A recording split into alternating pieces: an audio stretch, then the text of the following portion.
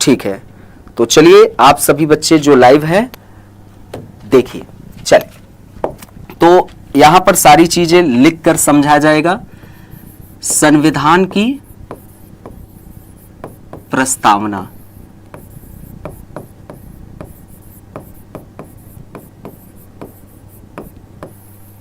अब यहां पर यह जानना जरूरी है, हम अभी पहले क्या क्या जानेंगे। पहले जानेंगे कि आखिरकार ये क्या है, दूसरा जानेंगे कि इसका उद्भव कैसे हुआ, उद्भव कैसे हुआ, तीसरा महत्वपूर्ण चीज जानेंगे कि इसका स्रोत क्या है, मतलब कि कहां से हमने इसे लिया। तो इन तीन चीजों को हम अच्छे तरीके से आपको पहले डिस्कशन करेंगे। ऑलराइट, आप सभी लोग कमेंट बॉक्स में कमेंट भी कर सकते हैं। यदि आपको कहीं पर कोई भी डाउट होता है, आपको कुछ क्वेश्चन पूछना है, तो आप हमसे आसानी से प्रश्न भी कर सकते हैं। ठीक है, तो चलिए पहले जानते हैं कि आखिरकार ये क्या है। संविधान की प्रस्तावना क्या है? तो एक प्रसिद्ध विद्वान है, उनका नाम आप लोग जानते हैं, N.A. पालकीवाला। N.A. पालकीवाला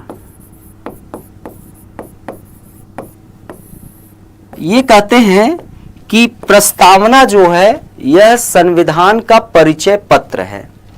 किसका? प्रस्तावना संविधान का परिचय पत्र है। आप सभी लोग नोट करते हुए भी चलिएगा, परिचय पत्र है। मतलब कि संविधान का यदि आपको परिचय प्राप्त करना है तो उसके लिए आप प्रस्तावना को अच्छे तरीके से पढ़ लीजिए, आपको संविधान का परिचय मिल जाएगा। अब यहां पर एक बात और समझना होगा, जैसे ये आपका ए व्यक्ति है,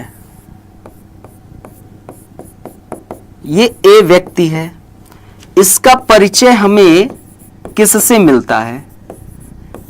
आधार कार्ड से मिल जाता है। आधार कार्ड से इस व्यक्ति का हमें क्या मिल जाता है? परिचय मिल जाता है। वैसे ही ये आपका संविधान है और इस संविधान का परिचय यदि आपको प्राप्त करना है तो प्रस्तावना से आपको इसका परिचय मिल जाएगा।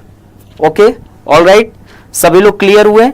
एक बार आप सभी लोग कमेंट करके बता दीजिए, कहीं पर किसी भी प्रकार की कोई भी समस्या हो तो साथियों आप लोग क्वेश्चन जरूर करिएगा। ठीक है, एक बार आप सब में जो लाइव है वो कमेंट करके ये भी बताएं कि आप लोग उपस्थित तो हैं। ठीक है, तो चलिए एक और शब्दों में, दूसरे शब्दों में हम जानते हैं, दूसरे शब्दों में संविधान की प्रस्तावना क्या है इसको जानने की कोशिश करते हैं। तो दूसरे शब्दों में हम कहेंगे कि विस्तृत संविधान का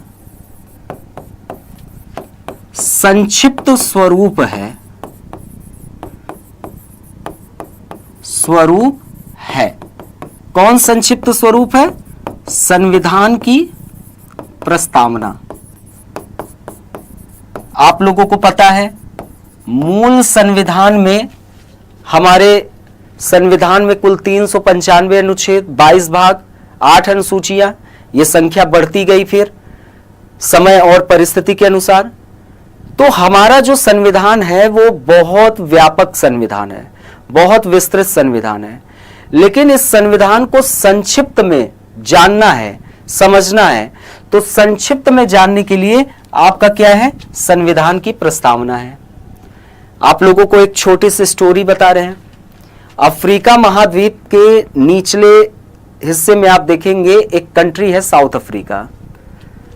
वहां के एक बहुत ही फेमस बैट्समैन है एबी डिविलियर्स, और इंडिया के फेमस बैट्समैन विराट कोहली। इन दोनों में बड़ी अच्छी मित्रता है। एबी डिविलियर्स एक बार भारत आए और विराट कोहली से बोले कि भाई आपके देश का संविधान मुझे जानना है, तो विराट कोहली सदमे में आ गए कि दुनिया का सबसे लंबा और लिखित संविधान को हम इनको कैसे चुटकियों में बता देंगे। तो फिर विराट कोहली ने संविधान को पढ़ा था, उनको प्रस्तावना के विषय में जानकारी थी। उन्होंने कहा कि आपको मैं परिचय कराता हूं, और उन्होंने संविधान की प्रस्तावना से ही संपूर्ण संविधान की एक परिचय करा दिया गया। ऑलराइट, तो सभी लोग अच्छे से समझने की कोशिश करिएगा। तो दूसरे शब्दों में आप लोग जान गए संविधान की प्रस्तावना क्या है। अब हम लोग जानेंगे, ये चीज हमारा क्लियर हो गया। अब हम जानते हैं कि इसका उद्भव कैसे हुआ, राइट। तो अब हम उद्भव के विषय में जानेंगे कि प्रस्तावना का उद्भव कैसे हुआ।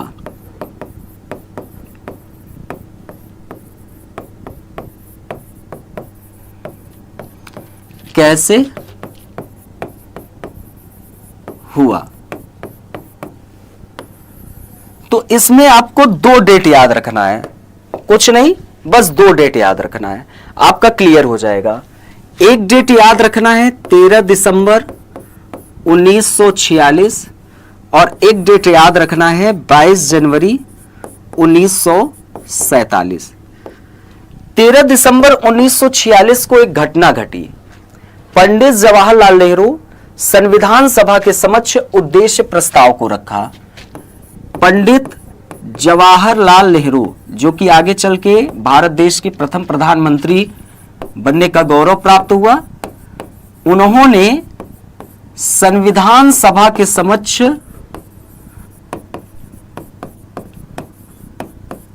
क्या रखा? उद्देश्य प्रस्ताव को रखा। ठीक है, तो उद्देश्य प्रस्ताव को संविधान सभा के समक्ष किसने रखा? तो पंडित जवाहरलाल नेहरू। कब रखा? 13 दिसंबर 1946। किसके समक्ष रखा? तो संविधान सभा के समक्ष। ओके, अब फिर उसके बाद 22 जनवरी 1947 को इस उद्देश्य प्रस्ताव पर काफी डिबेट होती है। संविधान सभा की एक प्रमुख विशेषता यह थी, जो आपको जानना बेहद जरूरी है। विशेषता यह थी संविधान सभा की कि साथियों,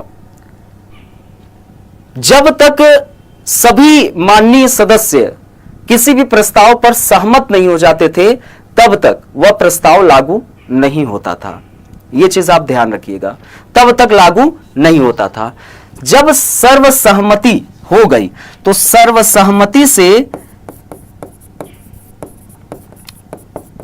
इस उद्देश्य प्रस्ताव को 22 जनवरी 1947 को स्वीकार कर लिया जाता है, और इसी को हम संविधान की प्रस्तावना या उद्देशिका कहते हैं। सभी लोग क्लियर? एक बार सभी जो साथी हैं कमेंट करके अपना विचार भी देते रहें। अब हम जानते हैं तीसरे स्थान पे स्रोत। इसका स्रोत क्या है? स्रोत के विषय में भी जानना बेहद जरूरी है। स्रोत क्या है? तो देखो भाई, प्रस्तावना का जो विचार है, प्रस्तावना का विचार और प्रस्तावना की भाषा,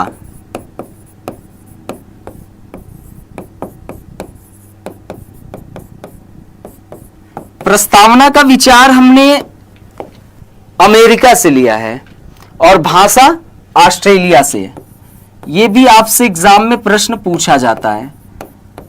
अमेरिका से और भाषा जो है ऑस्ट्रेलिया से लिया गया है। ऑलराइट, तो यह चीज भी आपको जानना बेहद जरूरी थी। यह भी आपके एग्जाम में प्रश्न पूछा जाता है, तो यह भी क्लियर हो गए। तो हम लोगों ने अब तक ये 3 महत्वपूर्ण चीज जान गए संविधान की प्रस्तावना के संदर्भ में। ये 3 महत्वपूर्ण चीजें हम लोगों ने जान लिया और हमारा क्लियर हो गया। अब हम लोगों को जानना है प्रस्तावना को। अब हम सरलीकरण करते हैं, क्योंकि प्रस्तावना आपका बहुत बड़ा है, तो इसको सरल करते हैं और सरल करके इसको हम टुकड़ों में बांटते हैं। तो प्रस्तावना को जब आप पढ़ेंगे तो इसमें 3 बातें दिखाई देगी। इसमें तीन बातें दिखाई देंगी। एक तो आपको बातें दिखाई देंगी, क्या चीज? संविधान के स्रोत के विषय में इसमें जानकारी दी गई है, संविधान के स्रोत के विषय में। दूसरी महत्वपूर्ण जानकारी दी गई है संविधान के दर्शन के विषय में, संविधान का स्वरूप या दर्शन के विषय में इसमें जानकारी दी गई है। और तीसरा महत्वपूर्ण संविधान के उद्देश्य के विषय में जानकारी दी गई है। अब जब हम इन तीन चीजों को जान लेंगे तो हमारा संविधान की प्रस्तावना से संबंधित हर एक महत्वपूर्ण बातें क्लियर हो जाएगी। ठीक है, तो अब हम लोग इन्हीं एक एक बिंदु को जानते हैं। पहले हम स्टार्ट करते हैं संविधान के स्रोत को, फिर उसके बाद आएंगे संविधान के दर्शन, और फिर उसके बाद संविधान के उद्देश्य। और जैसे ही मैं ये क्लियर कर दूंगा आपका पूरा प्रस्तावना खत्म हो जाएगा। तो आइए स्रोत के विषय में जानते हैं कि प्रस्तावना में स्रोत के विषय में क्या कहा गया है। तो प्रस्तावना में संविधान के स्रोत के विषय में जो जानकारी दी गई है वो चीज आप जानिए। स्रोत में कहा गया है, पहला शब्द आप पढ़िए, हम भारत के लोग ... इस संविधान को अंगीकृत, अधिनियमित एवं आत्मर्पित करते हैं। तो यहां पर हम भारत के लोग ...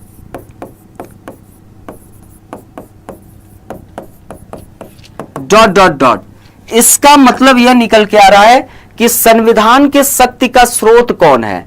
तो संविधान के शक्ति का स्रोत भारत की जनता है। संविधान के शक्ति का स्रोत भारत की जनता है, अर्थात कि संविधान अपनी शक्ति भारत की जनता से प्राप्त करता है। ओके, तो ये क्लियर हो गया पहला चीज, संविधान के स्रोत। अब हम जानेंगे संविधान के दर्शन।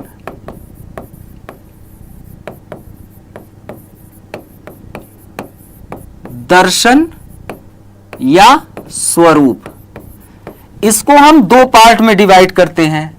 ये आपसे क्रम पूछा जाता है एग्जाम में। तो पहले हम जानते हैं मूल संविधान में क्या था और वर्तमान समय में क्या है।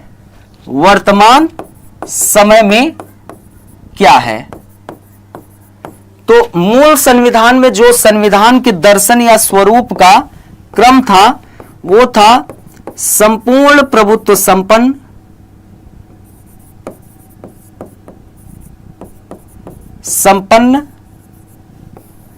लोकतंत्र और गणराज्य।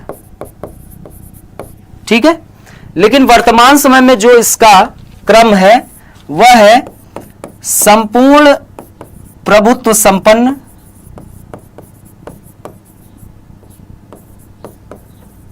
समाजवाद, पंथनिरपेक्ष, लोकतंत्र और गणराज्य। तो वर्तमान समय में जो आपको दिखाई दे रहा है यह क्रम आपका मौजूद है। संपूर्ण प्रभुत्व संपन्न, समाजवाद, पंथनिरपेक्ष, लोकतंत्र और गणराज्य। तो ये चीज भी आपको याद रखना है। लेकिन यहां पर एक अमेंडमेंट हुआ था, वो अमेंडमेंट आपको याद करना है, 42 कॉन्स्टिट्यूशनल अमेंडमेंट 1976।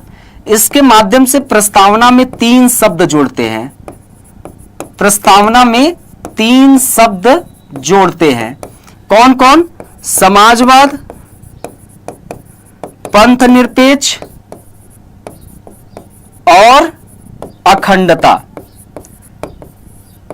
ये 2 शब्द संविधान के दर्शन या स्वरूप में आएंगे और ये संविधान का उद्देश्य है। ठीक है, तो ये आपका संविधान के दर्शन या स्वरूप का पूरा क्रम है। ठीक है, अब एक एक चीज को हम समझते हैं। ये सारे पांचों चीजों को हमको जानना है। ठीक है, तो सभी लोग एक बार अब इन चीजों को समझते हैं। पहले संपूर्ण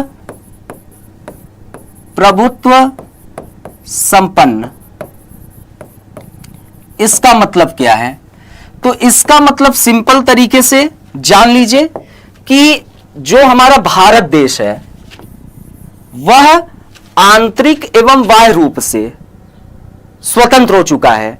अर्थात कि 15 अगस्त 1947 को भारत देश ब्रिटेन से आजाद हुआ और आजाद होते ही हम एक संप्रभु राष्ट्र बन गए। तो आंतरिक एवं बाह्य रूप से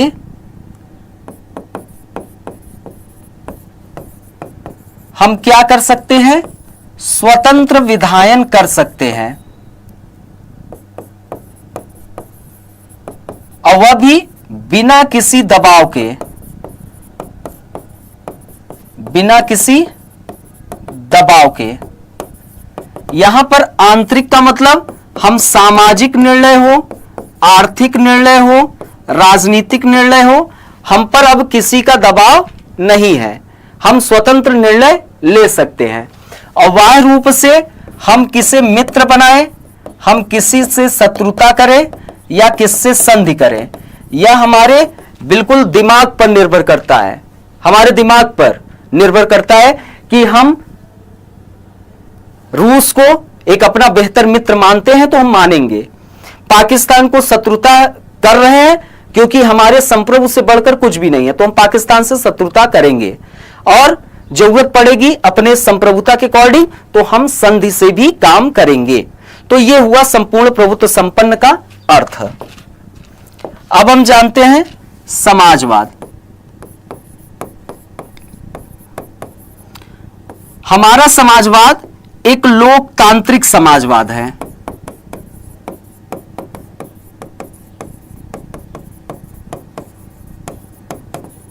लोकतांत्रिक समाजवाद है, अर्थात कि हमारा जो समाजवाद है वह संपत्ति के केंद्रीकरण की प्रवृत्ति को रोकता है। यह मिक्स्ड इकोनॉमी की बात करता है, सार्वजनिक और निजी क्षेत्र दोनों का सह अस्तित्व और दोनों मिलकर वेलफेयर वर्क करे, कल्याणकारी काम करे। गरीब, दीन दुखी, निसहाय, जो विकास के मुख्य धारा में नहीं जुड़ पाए लोग हैं, जो लाइन के कतार पे खड़ा अंतिम व्यक्ति है, उन सभी तक लाभ सुनिश्चित करना ही हमारा समाजवाद है। यह बात भी आप जानते रहिए। तीसरा, पंथ निरपेक्ष या धर्म निरपेक्ष।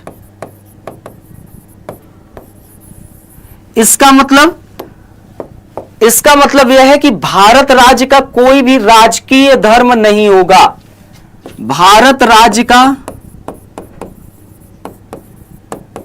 कोई राजकीय धर्म नहीं होगा और भारत राज्य सभी धर्मों को समान संरक्षण देगा, सभी धर्म को समान संरक्षण, किसी के साथ कोई भी भेदभाव नहीं, कोई भेदभाव नहीं, सभी धर्मों को समान संरक्षण देना ही हमारा समाजवाद है। ठीक है, सभी लोग क्लियर हो रहे हैं? बहुत अच्छा, 1 मिनट, बहुत अच्छा, ठीक है। कहीं पर कोई भी दिक्कत हो आप क्वेश्चन जरूर कर सकते हैं। तो ये हमारा पंथ निरपेक्ष है। और कभी भी धर्म ग्रंथ और संविधान के मध्य तुलना हुआ, धर्म ग्रंथ और संविधान के मध्य मान लीजिए कि कभी तुलना हो गया तो इस तुलना में सर्वोच्च आपका संविधान होगा, न कि धर्म ग्रंथ। गीता, कुरान, बाइबल ये सर्वोच्च नहीं होगा। सर्वोच्च क्या होगा? आपका कॉन्स्टिट्यूशन। ये भी बात बिल्कुल आप स्मरण रखिए, ये आपके एग्जाम के दृष्टिकोण से महत्वपूर्ण है। फिर लोकतंत्र। साथियों, भारत देश एक लोकतांत्रिक देश है और दुनिया का सबसे स्वस्थ लोकतांत्रिक देश है, लेकिन हमारे यहां अप्रत्यक्ष लोकतंत्र पाया जाता है। अप्रत्यक्ष लोकतंत्र। लोकतंत्र 2 तरीके का होता है, एक प्रत्यक्ष, एक अप्रत्यक्ष। ठीक है, प्रत्यक्ष में जनता का सरकार से सीधा संबंध होता है, सीधा। लेकिन भारत देश में अप्रत्यक्ष लोकतंत्र है, इसको दूसरे शब्दों में प्रतिनिधियात्मक लोकतंत्र भी कहते हैं।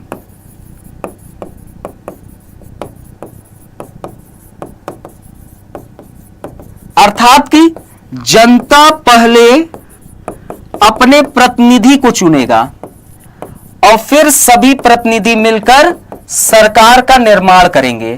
तो जनता से सरकार का संबंध कैसा हुआ? अप्रत्यक्ष हुआ।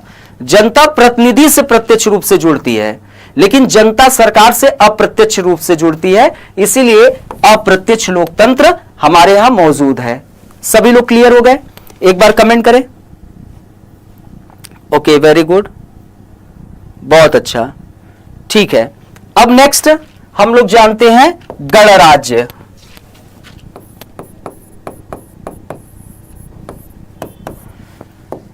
अब गणराज्य का मतलब किसी भी प्रकार का वंशवाद ना हो।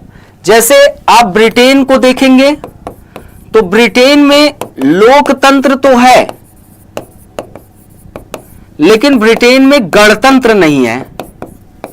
ठीक है, भारत में लोकतंत्र भी है और गणतंत्र भी है। ठीक है, तो गणराज्य का मतलब वंशवाद न होना। अब जैसे ब्रिटेन में जो कार्यपालिका का नाम मात्र का प्रधान है वह है राजा, और राजा ब्रिटेन में वंश के आधार पर पद ग्रहण करता है, इसीलिए ब्रिटेन में गणतंत्र नहीं है, लोकतंत्र है। लेकिन भारत देश में क्या है कि जो हमारा कार्यपालिका का नाम मात्र का प्रधान राष्ट्रपति, वह अप्रत्यक्ष रूप से लेकिन जनता के चुने हुए प्रतिनिधि के माध्यम से पद प्राप्त करता है। जनता के चुने हुए प्रतिनिधि से पद प्राप्त करता है। इसीलिए ब्रिटेन में क्या है, लोकतंत्र के साथ साथ ब्रिटेन में गणतंत्र नहीं है, लेकिन भारत में लोकतंत्र के साथ साथ गणतंत्र मौजूद है। अब हम संविधान के दर्शन या स्वरूप को जान लिया कि संविधान का दर्शन या स्वरूप क्या है। अब हम जानते हैं संविधान का उद्देश्य।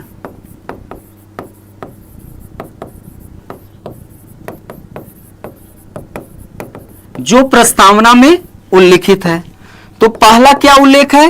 न्याय। तो यह हमारा संविधान का लक्ष्य है, उद्देश्य है। तो यहां पर जानिए कि 3 प्रकार के न्याय का उल्लेख है। सामाजिक, आर्थिक और राजनीतिक न्याय का उल्लेख है। 3 प्रकार के न्याय का उल्लेख है साथियों, यह चीज ध्यान रखिएगा। और इसे हम रूस की क्रांति से लिया है। रूस की क्रांति 1917 में जो हुआ था, वहां से हमने सामाजिक, आर्थिक और राजनीतिक न्याय को ग्रहण किया है। फिर उसके बाद हमारे संविधान का लक्ष्य है स्वतंत्रता। तो 5 प्रकार के स्वतंत्रता का उल्लेख किया गया है। विचार, अभिव्यक्ति, विश्वास, धर्म और उपासना की स्वतंत्रता। ठीक है, सभी क्लियर हो रहे हैं? वेरी गुड, बहुत अच्छा। ठीक है, तो ये 5 प्रकार के स्वतंत्रता का उल्लेख हमें मिलता है।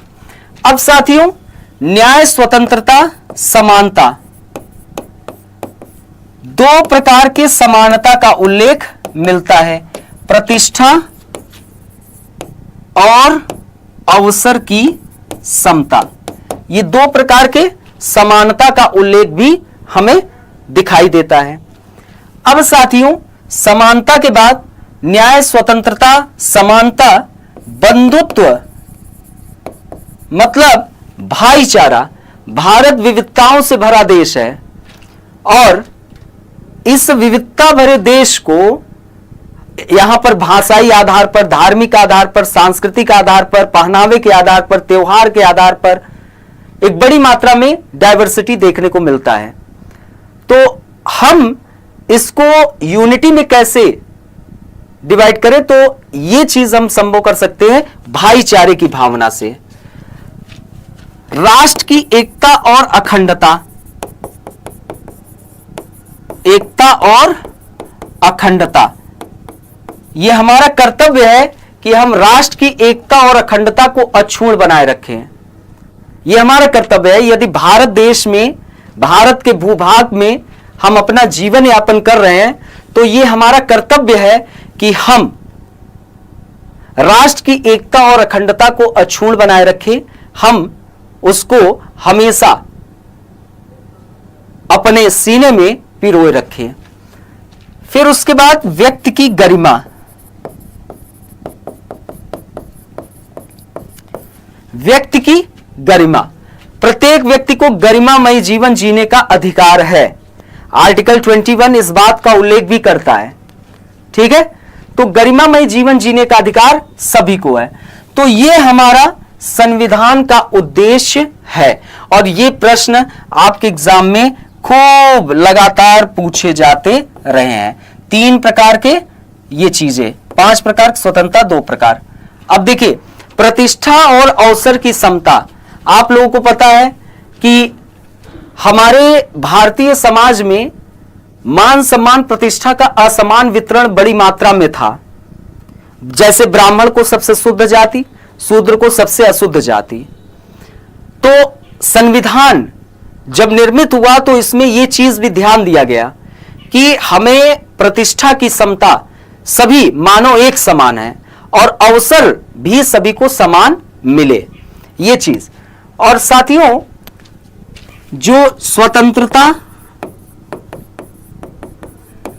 समानता और बंधुत्व, ये हमने कहां से लिया, तो ये हमने फ्रांस की क्रांति से लिया। फ्रांस की क्रांति से लिया, जो कि 1789 में हुआ था। ठीक है, चलिए, गुड आफ्टरनून, गुड आफ्टरनून। चलिए, बहुत अच्छा, आप लोग यहां तक सब चीज क्लियर हो गए होंगे। ठीक है, यहां तक सारी चीजें क्लियर हो गई होगी।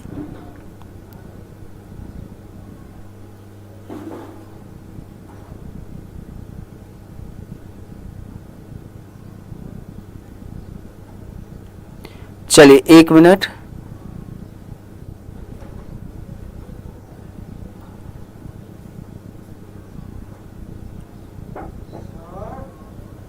ठीक है, चलिए सभी साथियों, बहुत अच्छा।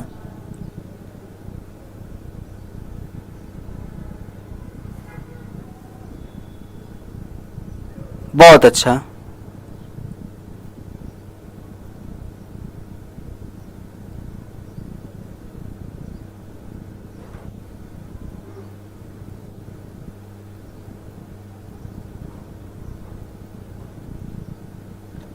ठीक है, तो ये चीज अब हम जानते हैं कि प्रस्तावना संविधान का भाग था या नहीं। अब हम इस चीज को जानेंगे। ठीक है, सभी लोग एकदम बेहतरीन बेहतरीन, बहुत अच्छा। अब हम इस चीज को जानेंगे। ठीक है योगिता, कोई बात नहीं, कोई बात नहीं, आप क्लासेस को देख लीजिएगा। अब देखिए, आपको सिर्फ एक केस याद रखना है, केशवानंद भारती केस। इस केस के माध्यम से यह कहा गया कि प्रस्तावना संविधान का भाग है और प्रस्तावना में संशोधन भी हो सकता है, संशोधन भी हो सकता है, और वो भी संशोधन आर्टिकल 368 के तहत। ठीक है, आर्टिकल 368 के तहत। लेकिन एक महत्वपूर्ण बात ध्यान रखना है कि मूल संविधान को छोड़कर आप आर्टिकल 368 के तहत प्रस्तावना में संशोधन कर सकते हैं और प्रस्तावना संविधान का भाग है। तो यहीं पर आज आपका संविधान के प्रस्तावना का पूरा चैप्टर खत्म होता है।